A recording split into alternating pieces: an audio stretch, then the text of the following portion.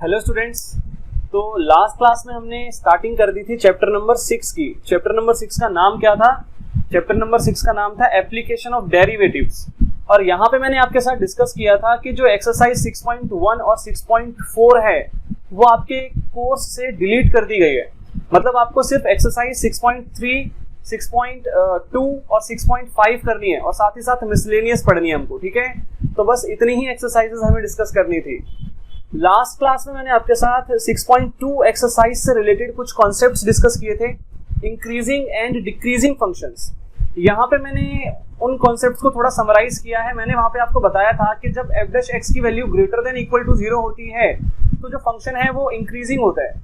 जब f dash x की value less than equal to 0 होती है तो फंक्शन डिक्रीजिंग होता है। ऐसे ही जब f डैश x की वैल्यू ग्रेटर देन 0 होती है तो फंक्शन स्ट्रिक्टली इंक्रीजिंग होता है।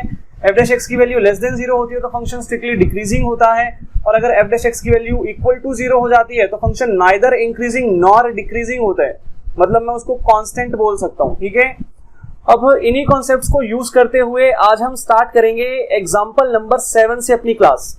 एग्जांपल नंबर 7 और उससे आगे के जो भी एग्जांपल्स हैं यहाँ पे एग्जांपल नंबर 13 तक वो आपके 6.2 एक्सरसाइज से रिलेटेड क्वेश्चंस हैं। तो स्टार्टिंग करते हैं एग्जांपल नंबर 7 से। तो भाई क्वेश्चन क्या है एक बार रीड आउट करते हैं। यहाँ पे हमें कहा गया कि show that the function given by fx equals to 7x minus 3 is increasing on real number. r का मतलब यहाँ पे क्या है? r का मतलब यहाँ पे है रियल नंबर। r का मतलब यहाँ पे रियल नंबर है। तो हमें शो करना है कि ये जो फंक्शन हमें गिवन है fx equals to 7x minus 3 ये इंक्रीजिंग फंक्शन है ऑन ऑल रियल नंबर्स। तो भाई देखते हैं भाई सॉल्यूशन कैसे होगा। यहाँ पे देखेंगे सॉल्यूशन। तो भाई सबसे पहले ये जो क्वेश्चन है ये टाइप 1 का क्वेश्चन है। मैंने आपको लास्ट क्लास में 2 टाइप के क्वेश्चंस करवाए थे, एग्जांपल करवाए थे मैंने आपको 2। तो ये टाइप 1 वाला क्वेश्चन है। टाइप 1 वाले क्वेश्चन में हमको प्रूफ करना होता था कि ये फंक्शन जो है ये स्ट्रिक्टली इंक्रीजिंग है या स्ट्रिक्टली डिक्रीजिंग है या फिर इंक्रीजिंग है या फिर डिक्रीजिंग है एक गिवन इंटरवल में। ठीक है, हमें इंटरवल गिवन होता था और हमें प्रूफ करना होता था कि ये इंक्रीजिंग है, डिक्रीजिंग है, स्ट्रिक्टली इंक्रीजिंग है या स्ट्रिक्टली डिक्रीजिंग है। ठीक है, तो यहाँ पे भी तो हमें इंटरवल गिवन है। इंटरवल क्या है हमारा? All real numbers. तो हमारा इंटरवल यहाँ पे क्या हो गया? All real numbers. और हमें इस इंटरवल के लिए इस फंक्शन को इंक्रीजिंग प्रूफ करना है।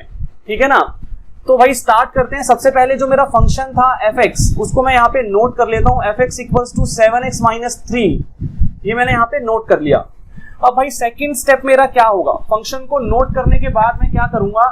मैं यहाँ पे डेरिवेटिव निकालूंगा, f डैश x निकालूंगा। मैं फर्स्ट ऑर्डर डेरिवेटिव निकालेंगे यहाँ पे। तो 7x माइनस 3 का जब मैं डिफरेंशिएशन करूंगा तो क्या आएगा? 7 आ जाएगा। 7 आ जाएगा। अब मुझे यहाँ पे प्रूफ क्या करना था कि ये जो फंक्शन है ये सारे रियल नंबर्स के लिए क्या है? सारे रियल नंबर्स के लिए ये इंक्रीजिंग फंक्शन है। भाई सबसे पहली बात, इंक्रीजिंग फंक्शन प्रूफ करने के लिए कंडीशन क्या होती है? f डैश x जो है वो ग्रेटर देन इक्वल टू 0 होना चाहिए। तो for the purpose of showing this function as increasing function we have to prove that f dash x is greater than equal to 0। f dash x की जो value है वो greater than equal to 0 है for all real numbers. अब यहाँ पे ना एक चीज समझना, यहाँ पे एक चीज समझना, अगर मेरे पास f डैश x का जो आंसर आता उसके अंदर मेरे पास x वेरिएबल होता तो फिर मैं यहाँ पे रियल नंबर से सब्स्टिट्यूट करके देख सकता था कि फंक्शन इंक्रीजिंग है या डिक्रीजिंग है। फॉर एग्जांपल मैं यहाँ पे पुट कर सकता था x equals to 0, x equals to 1, x equals to 2। मतलब मैं कुछ भी वैल्यू, कुछ भी रियल नंबर वैल्यू में यहाँ पे पुट करके देख सकता था x की जगह, और मैं ये पता लगा सकता था कि f डैश x जो है वो ग्रेटर देन इक्वल टू 0 आ रहा है कि नहीं आ रहा। बट यहाँ पे प्रॉब्लम क्या है? यहाँ पे मेरे पास f डैश x जो फंक्शन मेरे पास आया इसमें x है ही नहीं, इसमें वेरिएबल है ही नहीं। तो इसका मतलब मैं यहां पे लिख सकता हूं कि f dash x is independent of x। भाई इसमें x है ही नहीं, ये इंडिपेंडेंट ऑफ x है। मतलब f डैश x की वैल्यू हमेशा ही क्या रहेगी? 7 रहेगी ना, इक्वल टू 7। और अगर इक्वल टू 7 रहेगी तो मैं ये बोल सकता हूं कि f डैश x हमेशा बड़ा रहेगा 0 से, बड़ा रहेगा 0 से। क्या कभी ये बराबर होगा 0 के? इक्वल टू 0 होगा ये कभी? भाई हो ही नहीं सकता, क्योंकि यहाँ पे कोई x वेरिएबल है ही नहीं ना, जहां पे मैं अपने रियल नंबर्स की वैल्यू पुट करके ये पता लगा पाऊं कि भाई कौन सी वैल्यू के लिए f डैश x की वैल्यू क्या होगी। फॉर एग्जांपल अगर यहाँ पे x होता, 7x आता, मतलब मान लो ये अगर मेरा डिफरेंशिएशन 7x आता तो मैं क्या करता, 0 पुट करके देखता, तो एफ डैश 0 अगर मैं पुट करता x की जगह तो मेरे पास 0 आ जाता, ठीक है। 1 पुट करता तो 7 आता, 2 पुट करता तो 14 आता, मतलब इस तरीके से अलग अलग वैल्यू पे अलग अलग आंसर आते। तो मेरी एफ डैश एक्स की वैल्यू जो है वो ग्रेटर देन इक्वल टू 0 या लेस देन इक्वल टू 0 जो भी है मैं वहां पे प्रूफ कर सकता था, बट यहाँ पे तो x है ही नहीं ना, F dash x is independent of x, तो हमेशा ही इसकी एफ डैश एक्स की वैल्यू 7 की इक्वल रहेगी, मतलब मैं बोल सकता हूँ हमेशा ही 0 से बड़ी रहेगी ना इसकी वैल्यू। अब ये जो कंडीशन यहाँ पे हमने प्रूव की, ये तो भाई स्ट्रिक्टली इंक्रीजिंग की कंडीशन होती है, f dash x is greater than 0, तो हम लिख सकते हैं कि भाई the given function is strictly increasing, भाई स्ट्रिक्टली इंक्रीजिंग है ये, ठीक है, क्योंकि यहाँ पे ये वाली कंडीशन सेटिस्फाई हो रही है। अगर मुझे इंक्रीजिंग प्रूव करना है तो उसके लिए मुझे इक्वल टू 0 भी तो प्रूव करना पड़ेगा ना, तो ये चीज मैं यहाँ पे प्रूव नहीं कर पाऊंगा। उसकी वजह क्या है, क्योंकि भाई हमारे कोर्स में ना एक एक्सरसाइज थी 5.8, 5th चैप्टर के अंदर 5.8 एक्सरसाइज थी, यहाँ पे मीन वैल्यू थ्योरम नाम से एक थ्योरम थी। अब ये थ्योरम इस बार आपके कोर्स से काट दी गई है, और इस थ्योरम के कटने से मैं इस क्वेश्चन को आगे सॉल्व नहीं करवा पाऊंगा। रीजन क्या है कि भाई यहाँ पे मीन वैल्यू थ्योरम अप्लाई होगी अगर मुझे इसको इंक्रीजिंग प्रूफ करना है तो भाई मैं इसको इंक्रीजिंग प्रूफ नहीं कर सकता, बट मैं इसको स्ट्रिक्टली इंक्रीजिंग जरूर प्रूफ कर सकता हूँ इस तरीके से, ठीक है। तो स्ट्रिक्टली इंक्रीजिंग प्रूफ करेंगे, इंक्रीजिंग प्रूफ करने की आवश्यकता यहाँ पे है ही नहीं।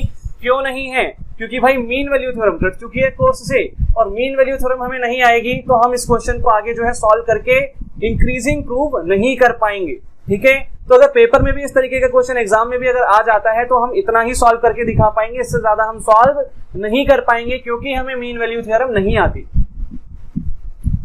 आगे बढ़ते हैं भाई एग्जांपल नंबर 8 की तरफ। तो एग्जांपल 8 जो है ये भी एग्जांपल 7 की तरह ही है, यहाँ पे भी एग्जांपल 7 की तरह ही हमें क्वेश्चन गिवन है। एक फंक्शन दिया गया है और क्या कहा गया है देखते हैं भाई। Show that the function f is given by fx equals to x cube minus 3x square plus 4x where x belongs to real number is increasing on real number, ठीक है। मतलब ये सारे रियल नंबर्स के लिए क्या होगा, increasing function है, ये चीज हमें यहाँ पे प्रूव करनी है। तो सिमिलर क्वेश्चन है लास्ट क्वेश्चन की तरह, सॉल्यूशन करेंगे यहाँ पे भी सॉल्यूशन। तो एक चीज देखना भाई, फंक्शन जो मुझे गिवन था सबसे पहले तो मैं वो नोट कर लेता हूँ। तो fx इक्वल्स टू क्या था, x cube minus 3x square plus 4x। Second step क्या होगा, मैं इसका डिफरेंशिएशन करूंगा, मैं f डैश x निकालूंगा। तो f डैश x क्या आएगा हमारे पास, 3x square minus 6x plus 4। अब यहाँ पे आके देखो, एक चीज देखना, मैं अगर इस फंक्शन के अंदर x की जगह कोई भी रियल नंबर पुट करूं, मैं अगर यहाँ पे x की जगह कोई भी रियल नंबर पुट करूं तो मेरा आंसर हमेशा ही पॉजिटिव होगा, चाहे मैं नेगेटिव वैल्यू भी क्यों ना पुट करूं। क्योंकि उसका रीजन क्या है, देखो यहाँ पे x के ऊपर क्या लगा हुआ है, स्क्वायर। तो मान लो अगर मैं यहाँ पे कोई नेगेटिव वैल्यू पुट करता हूँ, फॉर एग्जांपल -1 पुट कर देता हूँ, तो ये क्वांटिटी हमेशा पॉजिटिव ही तो होगी ना, क्योंकि ऊपर स्क्वायर लगा हुआ है। अंदर नेगेटिव नंबर भी रखूंगा तो भी पॉजिटिव आएगा।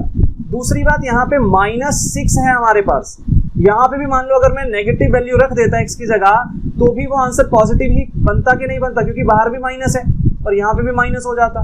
मतलब for any value of x belongs to real number x, f dash x is greater than 0 for any value of x where x belongs to real number, for any value of x where x belongs to real number f dash x is greater than 0।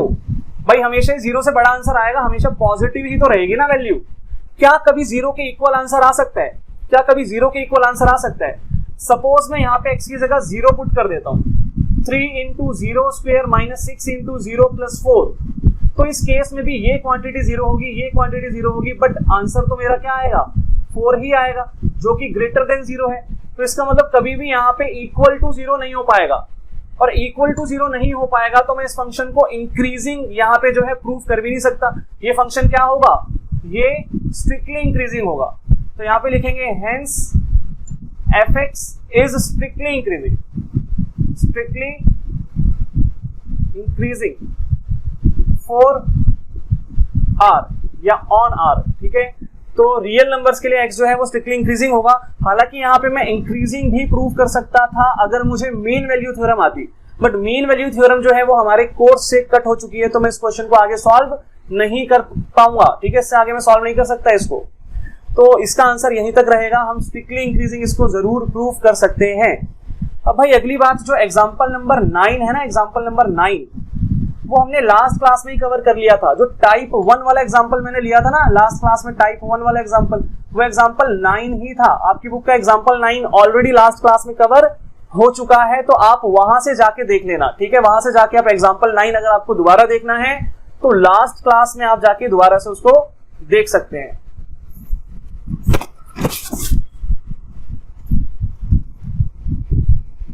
आगे बढ़ते हैं भाई example 10 की तरफ। तो example 10 देखो भाई, यहां पे क्या है, find the intervals in which the function f given by fx equals to x² minus 4x plus 6 is increasing और डिक्रीजिंग। तो मतलब दो अलग अलग केसेस में मुझे सॉल्व करना है, case A and case B. यहां पे हमें फाइंड क्या करना है, फाइंड द इंटरवल्स। ये टाइप 2 का क्वेश्चन है, यहां पे हमें इंटरवल निकालना पड़ेगा, ठीक है। इंटरवल निकाल के बताना पड़ेगा कि कौन से इंटरवल के लिए इस फंक्शन की वैल्यू जो है वो इंक्रीजिंग होगी और कौन से इंटरवल के लिए इस फंक्शन की वैल्यू डिक्रीजिंग होगी। तो पहले मैं इंक्रीजिंग के लिए सॉल्व करूंगा, ए पार्ट सॉल्व करेंगे। तो यहां पे सबसे पहले भाई हमारे पास fx क्या गिवन था, x² माइनस 4x प्लस 6, तो ये हमें fx गिवन था। तो भाई हम क्या करेंगे, f' निकाल लेंगे। f' कितना आएगा, x² की जगह आ जाएगा 2x, ठीक है। x² का डेरिवेटिव क्या होगा 2x, माइनस 4x का डेरिवेटिव क्या होगा -4, और 6 का डेरिवेटिव 0 हो जाएगा, लिखने की जरूरत नहीं है। अब भाई ध्यान देना, टाइप 2 क्वेश्चंस करने का तरीका बता रहा हूं, टाइप 2 क्वेश्चंस करने का, जहां पे इंटरवल फाइंड आउट करना होगा। तो फंक्शन को नोट करो, उसका डेरिवेटिव निकालो, मतलब f' निकालो। नेक्स्ट स्टेप क्या करना है, पुट कर दो f' इक्वल्स टू 0, f' को 0 के इक्वल पुट करो। तो f' की वैल्यू क्या आई थी 2x माइनस 4, तो यहाँ पे मैं लेफ्ट हैंड साइड में 2x माइनस 4 रख देता हूँ इक्वल्स टू 0। तो 2x इक्वल्स टू क्या हो जाएगा 4, और x की वैल्यू क्या आ जाएगी 4/2, मतलब 2 आ जाएगी। x की वैल्यू क्या आ गई 2 आ गई, ठीक है, x की वैल्यू 2 आ गई। तो मैंने यहाँ पे x की एक वैल्यू निकाल ली। अब क्या करना है भाई, अब ये जो वैल्यू मेरे पास निकली है इसको मैं नंबर लाइन पे प्लॉट करूंगा, नंबर लाइन पे प्लॉट करूंगा। मेरे को जो वैल्यू यहाँ पे मिली वो 2 थी, 2 के लेफ्ट हैंड साइड में यहाँ पे नेगेटिव इन्फिनिटी सारा चलेगा, 2 के राइट हैंड साइड में यहाँ पे पॉजिटिव इन्फिनिटी चलेगा सारा, ठीक है। तो ये जो मेरे पास नंबर लाइन है ये 2 पार्ट्स में डिवाइड होगी। एक तो ये वाला इंटरवल हो जाएगा पूरा -इन्फिनिटी से लेके 2 तक का, और एक ये वाला इंटरवल हो जाएगा 2 से लेके पॉजिटिव इन्फिनिटी तक का। तो 2 इंटरवल्स में मैंने इस क्वेश्चन को जो है डिवाइड कर दिया इस तरीके से, ठीक है, ध्यान देना। तो यहां पे मैं लिखता हूं इंटरवल्स, इंटरवल्स। तो इंटरवल्स मेरे पास भाई पहला इंटरवल तो क्या आया -इन्फिनिटी से लेके 2 तक, -इन्फिनिटी से लेके 2 तक, और दूसरा इंटरवल आया 2 से लेके पॉजिटिव इन्फिनिटी तक, 2 से लेके पॉजिटिव इन्फिनिटी तक। उसके बाद मैं यहां पे कॉलम बनाऊंगा sign of f', sign of f', और थर्ड कॉलम यहां पे बनेगा nature of function, nature of function. अब भाई देखना ध्यान से, अब मैं क्या करूंगा, इतना काम करने के बाद मैं -इन्फिनिटी से 2 के बीच की कोई भी एक वैल्यू उठाऊंगा और f' में सब्स्टिट्यूट करूंगा। -इन्फिनिटी से लेके 2 के बीच में कोई भी वैल्यू उठा लो, 2 को नहीं लेना, -इन्फिनिटी को नहीं लेना। अगर 2 को लोगे तो देखो क्या हो जाएगा, 2 को लेने से क्या होगा, अगर मैं 2 को भी यहाँ पे ले लेता तो क्या होता 2 × 2 -4, 0 आ जाता, मतलब यहाँ पे 0 आ जाता, ठीक है। तो यहाँ पे अभी 2 को नहीं ले रहा मैं 2 और -इन्फिनिटी और 2 के बीच की कोई भी वैल्यू यहाँ पे जो है मैं उठा लूंगा। तो कोई भी वैल्यू यहाँ पे हम लेके देखते हैं, कोई भी एक वैल्यू अगर मैं यहाँ से उठाता हूँ, तो फॉर एग्जांपल 1 यहाँ से हम ले लेते हैं, तो 2 × 1 -4, जो आंसर आएगा मेरे पास वो क्या आएगा, जो आंसर मेरे पास आएगा वो क्या आएगा, तो भाई यहाँ पे जो आंसर आएगा वो -2 आएगा, विच इज अ नेगेटिव, ठीक है। यहाँ पे ये नेगेटिव आ गया। ऐसे ही आगे देखते हैं भाई, आगे यहाँ पे मैं कोई और वैल्यू यहाँ पे उठा लेता हूँ, मैं कोई और वैल्यू यहाँ पे उठा लेता हूँ।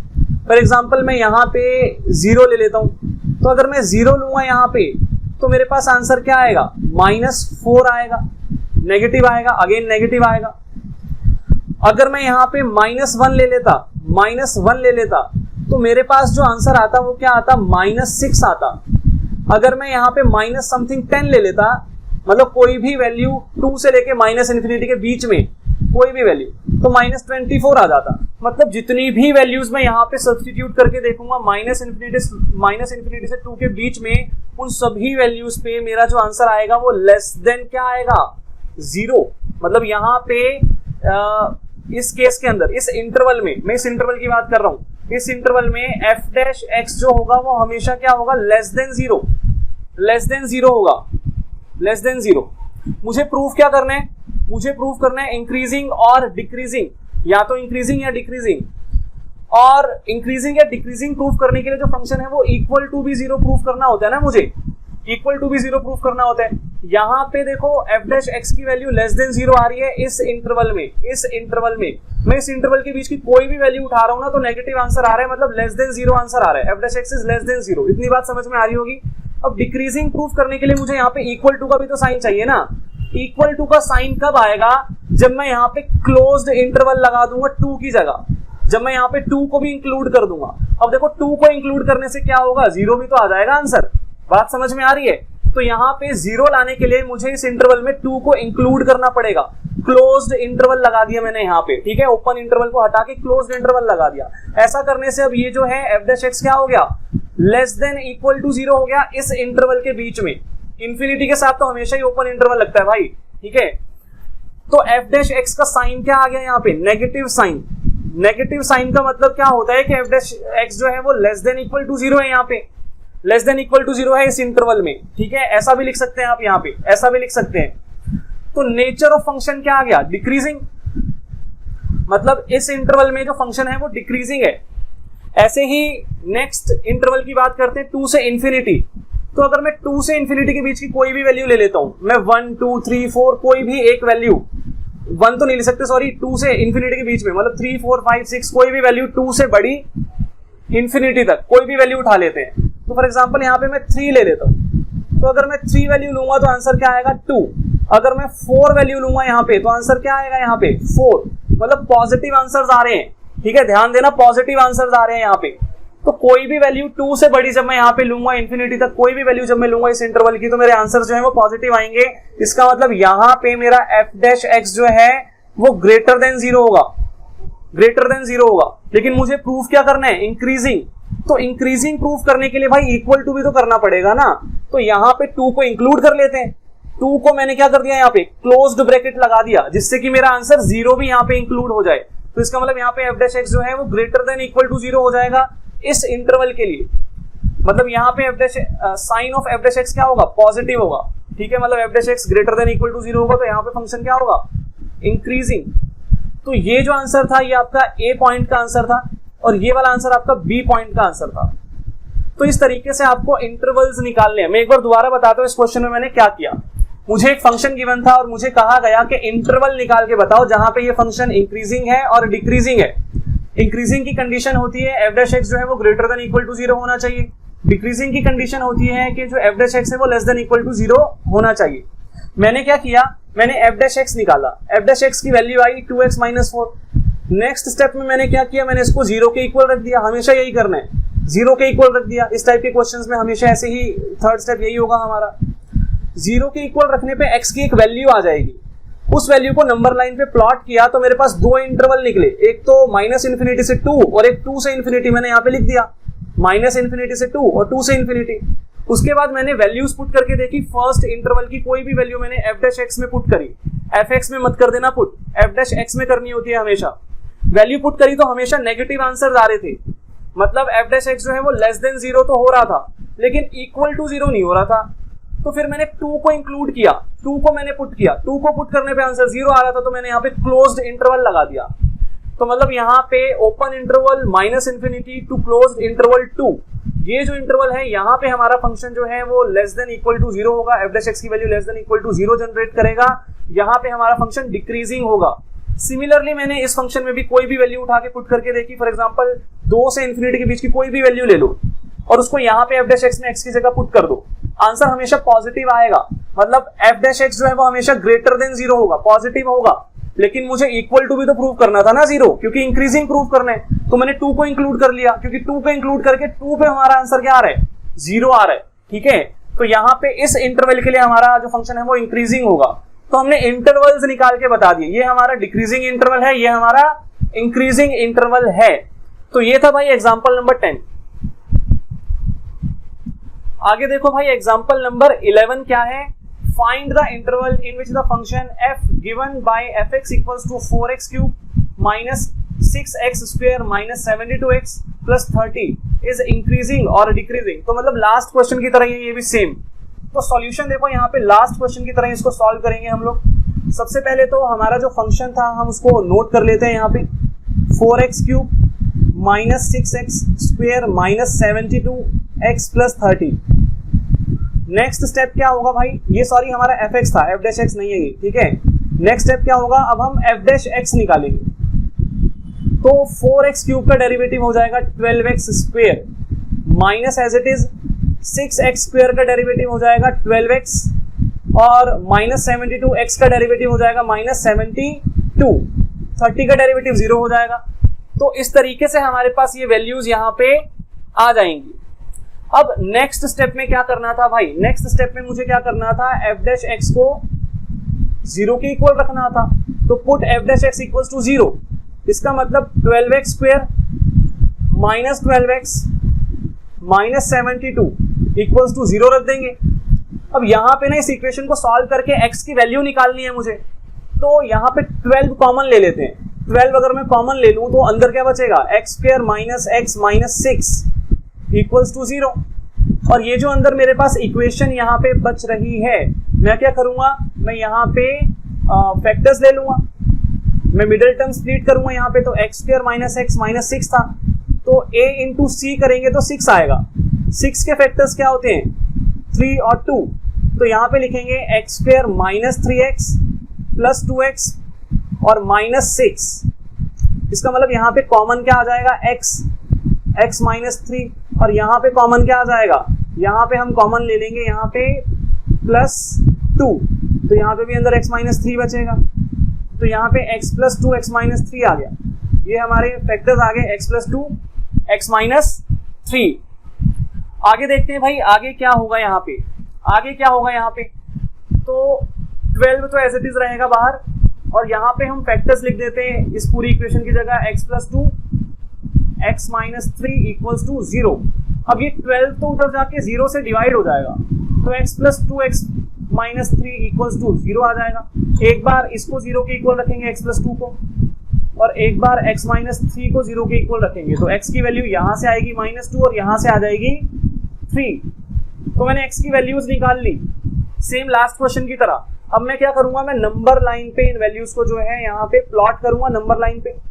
तो भाई सबसे पहले यहाँ पे देखो किस तरीके से प्लॉट होगा ये, यहाँ पे समथिंग 0 होगा, उसके बाद यहाँ पे इसके पीछे ही यहाँ पे माइनस 2 आ रहा होगा कहीं पे, उसके बाद यहाँ पे 3 आ रहा होगा, यहाँ पे इन्फिनिटी, यहाँ पे माइनस इन्फिनिटी, ठीक है, इस तरीके से। तो इस तरीके से ही तो ये वैल्यूज प्लॉट होंगी ना, इस तरीके से ही तो ये वैल्यूज प्लॉट होंगी। तो इसका मतलब यहाँ पे जो इंटरवल मेरे पास निकला, ये 0 मैंने सिर्फ समझाने के लिए लिया, 0 को नहीं लिखना यहाँ पे। मैंने ये समझाने के लिए यहाँ पे 0 लिखा कि माइनस 2 पहले आता है और 3 बाद में आता है, ठीक है। पहले माइनस 2 आएगा, फिर 3 आएगा, और इस तरफ माइनस इन्फिनिटी होगा, उस तरफ इन्फिनिटी होगा। तो इंटरवल बन गए यहाँ पे, एक तो ये वाला इंटरवल बनेगा माइनस इन्फिनिटी से माइनस 2, फिर माइनस 2 से 3, और फिर 3 से इन्फिनिटी। तो 3 इंटरवल बनेंगे। तो यहाँ पे लिखते हैं इंटरवल, इंटरवल्स। पहला इंटरवल यहाँ पे माइनस इन्फिनिटी से माइनस 2, उसके बाद माइनस 2 से 3, और उसके बाद 3 से इन्फिनिटी। तो ये कुछ इंटरवल्स यहाँ पे होंगे। उसके बाद हम लिखेंगे sign of f dash x, sign of f dash x, और उसके बाद nature of function, nature of function. तो भाई इस इंटरवल के बीच की कोई भी वैल्यू उठा के मैं f डैश x में सब्सटीट्यूट करूंगा। इस इंटरवल के बीच की कोई भी वैल्यू उठा लो, कोई भी एक वैल्यू, फॉर एग्जांपल माइनस 2 से छोटी कोई भी टर्म उठा लो, माइनस 2 से छोटा नंबर कोई भी उठा लो। तो माइनस 2 से छोटा माइनस 3 उठा लेते हैं। अगर मैं यहाँ पे माइनस 3 पुट करूंगा, ध्यान देना, अगर मैं यहाँ पे माइनस 3 पुट करूंगा इस इक्वेशन में, तो x की जगह यहाँ पे अगर मैं -3 पुट करूंगा तो भाई वो पॉजिटिव ही तो हो जाएगा ना, वो पॉजिटिव ही तो हो जाएगा क्योंकि ऊपर स्क्वायर है। अगली बात, अगर यहाँ पे भी मैं -3 पुट करता हूँ, यहाँ पे भी -3 पुट करता हूँ, तो क्या होगा, माइनस माइनस प्लस हो जाएगा, माइनस माइनस प्लस हो जाएगा यहाँ पे। तो अगेन ये पॉजिटिव टर्म बनेगी, अगेन ये पॉजिटिव टर्म बनेगी। और यहाँ पे -72 है। आप कोई भी नंबर यहाँ पे -∞ से -2 के बीच का उठा के देख लो, आपका आंसर हमेशा ही पॉजिटिव आएगा। मतलब इस इंटरवल में, मैं यहाँ पे आपको लिख के बताता हूँ, इस इंटरवल में क्या होगा, हमेशा जो f' है वो ग्रेटर देन 0 होगा, हमेशा f' ग्रेटर देन 0 होगा, हमेशा ही f' क्या होगा, ग्रेटर देन 0 होगा। क्या कभी भी यहाँ पे ऐसा होगा कि f' इक्वल टू 0 हो जाए, f' इक्वल टू 0 हो जाए? तो f' इक्वल टू 0 कैसे हो सकता है भाई, कौन सी वैल्यू पे हो सकता है f' यहाँ पे इक्वल टू 0, कौन सी वैल्यू पे हो सकता है? फॉर एग्जाम्पल मान लो मैं यहाँ पे -2 सब्सटीट्यूट कर देता हूँ, -2 यहाँ पे पुट करता हूँ, तो -2 का स्क्वायर क्या होगा, 4, -2 का स्क्वायर क्या होगा, 4 इंटू 12 कितना हो जाएगा, 48। और यहाँ पे भी -2 सब्सटीट्यूट करूंगा तो ये माइनस माइनस प्लस हो जाएगा, 2 इंटू 12 कितना हो जाएगा, प्लस का 24 हो जाएगा, और -72। तो ये देखो, ये भी 72 आएगा, ये भी 72, ये पॉजिटिव है, ये नेगेटिव है। इसका मतलब -2 पुट करने पे मेरा आंसर क्या आ रहा है, 0 आ रहा है। यहाँ पे -2 पुट करने पे मेरा आंसर क्या आ रहा है, 0। मतलब यहाँ पे अगर मैं क्लोज ब्रैकेट लगा दूं तो ये कंडीशन सेटिस्फाई हो रही है कि नहीं हो रही, f' is greater than equal to 0, और f' greater than equal to 0 होता है तो फंक्शन इंक्रीजिंग होता है भाई, इंक्रीजिंग होता है। तो इस इंटरवल में ये फंक्शन जो है इंक्रीजिंग है, साइन ऑफ f' क्या होगा, पॉजिटिव, पॉजिटिव। आगे देखो भाई, -2 से 3, -2 से 3, -2 से 3 के बीच में कोई भी वैल्यू ले लो। फॉर एग्जांपल यहाँ पे मैं 0 ले लेता हूँ। अगर मैं 0 यहाँ पे पुट करूंगा, 0 अगर मैं यहाँ पे पुट करूंगा तो मेरा आंसर क्या आएगा, नेगेटिव आएगा, नेगेटिव आएगा। 0 पुट करके देखना, यहाँ पे x की जगह f' के अंदर, यहाँ पे भी 0 पुट करोगे पूरा 0 हो जाएगा, यहाँ पे 0 पुट करोगे ये पूरा 0 हो जाएगा, तो -72 आ जाएगा। अगर आप यहाँ पे 1 पुट करोगे, 1, तो भी आपका आंसर नेगेटिव आएगा। अगर आप यहाँ पे 2 पुट करोगे, 2 पुट करके देखना, 2 पुट करके देखोगे तो आंसर 0 आ जाएगा। 2 पुट करके देखोगे तो आंसर क्या आ जाएगा, एक बार करके देखते हैं, 0 तो नहीं आएगा वैसे। अगर आप यहाँ पे 2 पुट करेंगे तो ये हो जाएगा आपका 48, ये हो जाएगा -24, ये नेगेटिव आएगा, मतलब ठीक है, माइनस में आएगा आंसर। तो आप कोई भी वैल्यू -2 से 3 के बीच में जब पुट करोगे तो आपका आंसर क्या आने वाला है, नेगेटिव आने वाला है, नेगेटिव आंसर आएगा आपका, हमेशा ही क्या आएगा, नेगेटिव आंसर आएगा। तो इसका मतलब यहाँ पे इस इंटरवल में क्या होने वाला है, इस इंटरवल में f' जो है वो हमेशा क्या होगा, लेस देन 0। भाई हमेशा ही क्या होने वाला है, नेगेटिव आंसर आने वाला है। क्या कभी भी यहाँ पे 0 के इक्वल आंसर आएगा, तो नहीं भाई, कभी भी 0 के इक्वल आंसर नहीं आएगा यहाँ पे। तो इस इंटरवल में जो हमारा फंक्शन है वो क्या होगा, स्ट्रिक्टली डिक्रीजिंग। जैसे कि हालांकि ये पूछा नहीं गया, स्ट्रिक्टली डिक्रीजिंग वाला इंटरवल हमसे नहीं पूछा गया, हमसे सिर्फ इंक्रीजिंग और डिक्रीजिंग वाला इंटरवल पूछा गया। तो ये तो स्ट्रिक्टली डिक्रीजिंग वाला इंटरवल है, ये पूछा नहीं गया था क्वेश्चन में। यहाँ पे f' का साइन नेगेटिव होगा। उसके बाद आप 3 से इन्फिनिटी के बीच में कोई भी एक वैल्यू उठा के यहाँ पे सब्सटीट्यूट करके देखो। 3 से इन्फिनिटी के बीच में कोई भी एक वैल्यू उठा के यहाँ पे सब्सटीट्यूट करके देखो। तो यहाँ पे फॉर एग्जांपल अगर मैं 4 सब्सटीट्यूट कर देता हूँ, यहाँ पे मैं 4 रख देता हूँ वैल्यू 4, तो 4 का स्क्वायर क्या होगा, 4 का स्क्वायर यहाँ पे आएगा हमारे पास 16। 16 इंटू 12 कितना होगा, 16 इंटू 12 कितना होगा, तो 12 इंटू 16 करेंगे तो भाई यहाँ पे क्या आएगा हमारे पास, तो 12 इंटू 16 करेंगे तो यहाँ पे हमारे पास आएगा 192। मैं यहाँ पे लिख के दिखाता हूँ 192 माइनस, ये वाला माइनस एज इट इज आ गया। उसके बाद यहाँ पे 12 इंटू 4, तो 12 इंटू 4 करेंगे तो कितना आएगा, 48 आएगा, और -72, तो -48 -72 कितना होगा, प्लस हो जाएगा, -48 और 72 को ऐड कर देंगे 120 आएगा, तो 192 माइनस 120 हो जाएगा ये, ठीक है। तो जो आंसर आएगा वो क्या आएगा, पॉजिटिव आएगा, यहाँ पे पॉजिटिव आएगा। उसके बाद अब कोई भी बड़ी वैल्यू लेके देख लो, यहाँ पे मैंने 4 वैल्यू ली थी तो आंसर पॉजिटिव आ रहा था। अब 5 लेना, 6 लेना, ठीक है, 7 लेना, कोई भी एक वैल्यू लेके देखना, यहाँ पे 3 से इन्फिनिटी के बीच में आपका आंसर हमेशा यहाँ पे क्या आने वाला है, हमेशा यहाँ पे आपका आंसर क्या आएगा, पॉजिटिव ही आएगा, पॉजिटिव आएगा हमेशा आपका आंसर, ठीक है, हमेशा पॉजिटिव आएगा आंसर।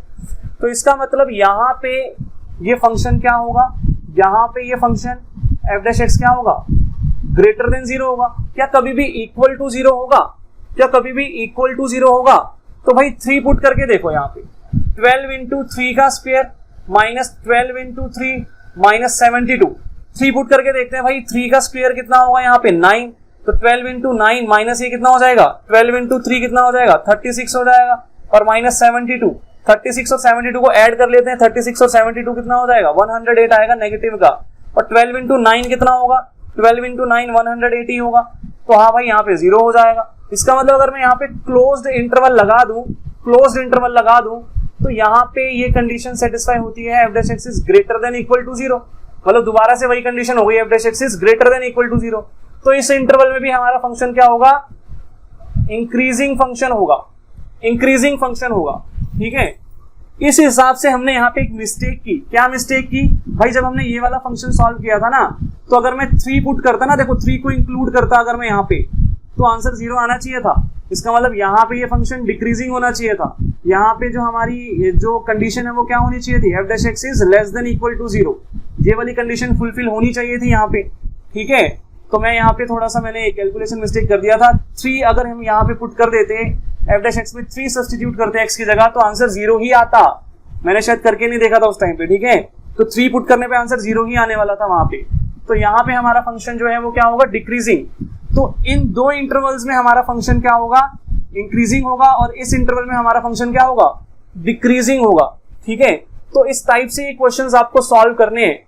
अब यहाँ पे आपको हो सकता है थोड़ा सा अभी ना नया नया लगेगा, थोड़ा सा यहाँ पे टफ लगेगा। ठीक है, बट प्रैक्टिस करते करते ही ये चीजें समझ में आएंगी, एकदम से नहीं आएंगी अंडरस्टैंडिंग। एकदम से ऐसा नहीं है कि सारी ही चीजें 100% समझ में आ जाएंगी, आपको साथ साथ प्रैक्टिस करनी पड़ेगी बार बार।